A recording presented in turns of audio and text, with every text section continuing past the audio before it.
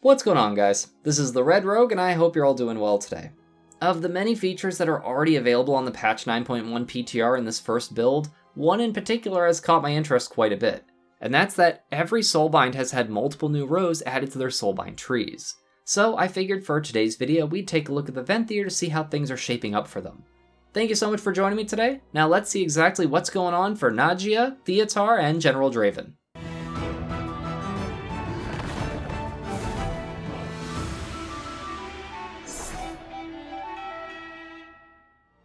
Please do remember, this is a very early build of the patch 9.1 PTR, so the exact numbers and tuning of these abilities may very well change, and I'll do my best to keep this information up to date for you all, so this is just a mini disclaimer sort of deal before we jump into looking at these new Soulbind traits.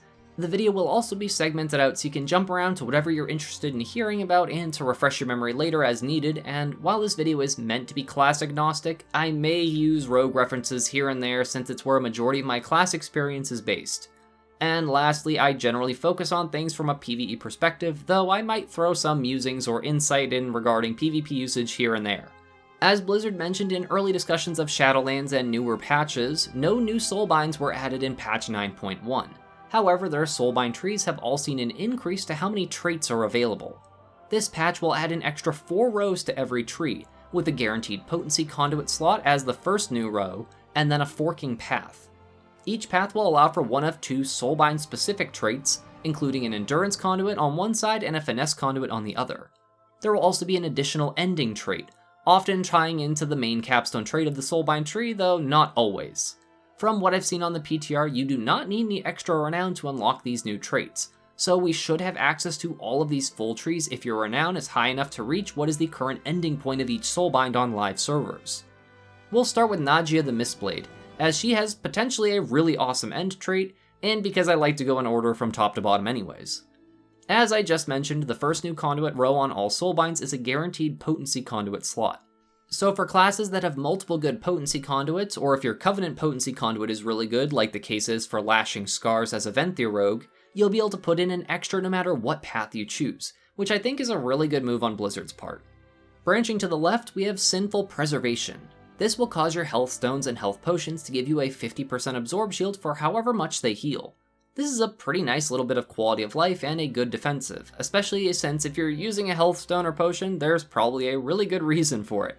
A nice and simple added benefit, and taking this path will also give you access to an extra finesse conduit. On the right, we have Nimble Steps. Enemies within 8 yards of you are slowed by 10%, and if you happen to be getting your face slapped in and drop below 35%, you'll root all enemies within 8 yards for 4 seconds. This can occur once a minute. I can see having some potential use in PvP with this, or maybe world content. However, generally speaking, roots and snares don't do much in raids. In Mythic Plus, this could either be a really good way to save your bacon, or a really annoying and easy way to make enemies stand in sanguine due to you taking too much damage, since it doesn't require that the enemies are actually hitting you, just that you're nearby and you go low on health. With the amount of AoE damage that some dungeon instances and certain trash packs can deal, this can end really poorly, so I'm dubious of how useful this will be. It will give you access to an extra endurance conduit though. And lastly, Fatal Flaws, and honestly this sounds really awesome. When the haste proc from Thrill Seeker, known as Euphoria, ends, you'll either receive a 20% crit buff or a 20% versatility buff for 10 seconds. The stat chosen is based on whichever you have a higher amount of at the time. Thrill Seeker is an impressive 20% haste when it procs, though in raiding, the proc rate is quite a lot lower than Mythic Plus. This is because if you aren't killing anything, you aren't gaining the extra stacks of Thrill Seeker, so unless there are ads to kill, you're basically stuck with it proccing every about 80 or so seconds, or basically every minute and a half. In Mythic Plus though, you can gain an extra 4 stacks whenever something dies, meaning you can get this to proc a lot more often, which means even more free stats. The fact it chooses either crit or verse means it might not be supremely ideal for many classes or specs, but for rogues these are 2 quite good stats in most situations. This basically ensures that Nadjia will stay the strongest Venthyr Soulbind for rogues, though tuning can always change things. Next is Theotar the Mad Duke. To the left we have It's Always Tea Time. This ties into the capstone trait Soothing Shade, where the 2 dredgers, Tubbins and Gubbins, will cause a shaded area to appear, and as long as you're standing in it you receive a mastery buff. This supplemental trait will cause you to be healed every second you're standing in the Parasol shade, and for me it was showing 359 every second. You'll also take 5% reduced damage in the shade as well.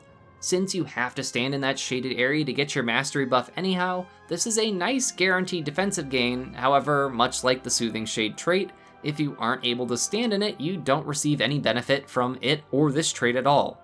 In high movement situations, this makes this trait and the initial one a moot point. This path will give you access to a finesse conduit.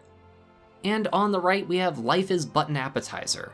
While you have a well-fed buff, you will gain 60 speed and 60 avoidance.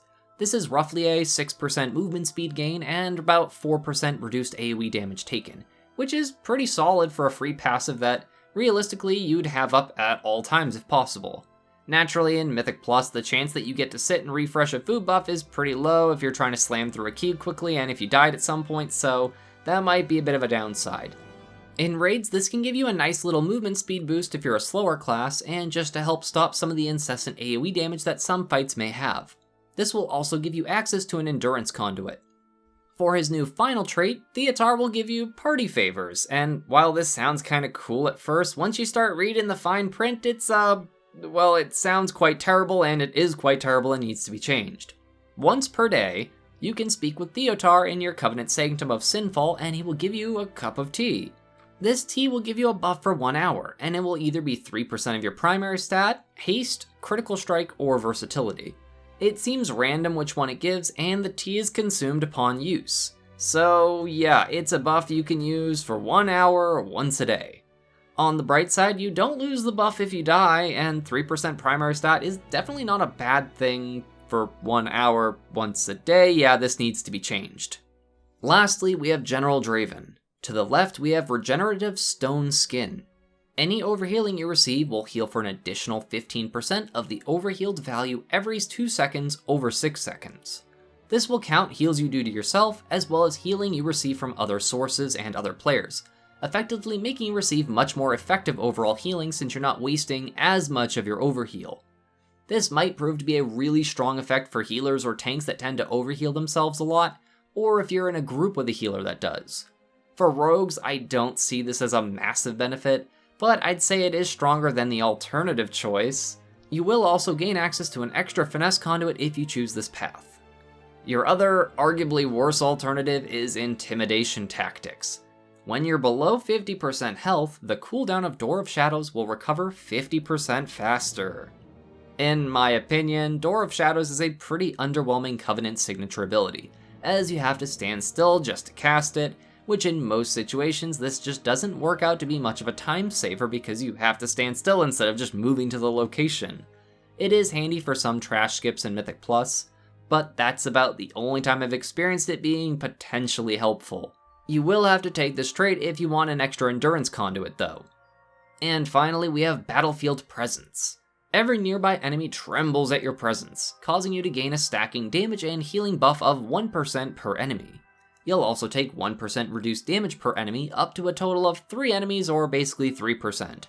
This will give you a nice bit of increased damage and healing if you're a melee spec, since you'll be right up on your enemies anyhow, as well as a bit of an extra defensive boost. General Draven, however, is not really a top choice that I've seen for many, if any, DPS classes at all, so I can't imagine this being enough to tip the scales in his favor.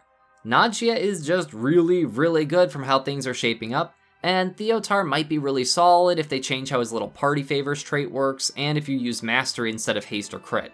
And I mean, really, once a day for the tea time thing, really? Anyways, folks, I hope this early look at the Venthyr Soulbind additions for the patch 9.1 PTR proves useful to you. And do remember, as I've reiterated a couple times already, that this is all really new information that's still being tested, so it could be balanced, it could be tuned, or removed, or changed, or anything could happen to it by the time this goes live. So I'll try to keep you folks updated, and if you want to stay updated, then feel free to subscribe to the channel, as I will be covering a lot of PTR stuff. And as always, my gratitude to all of my viewers, and especially my patrons, who all help make these Shiba Shenanigans possible.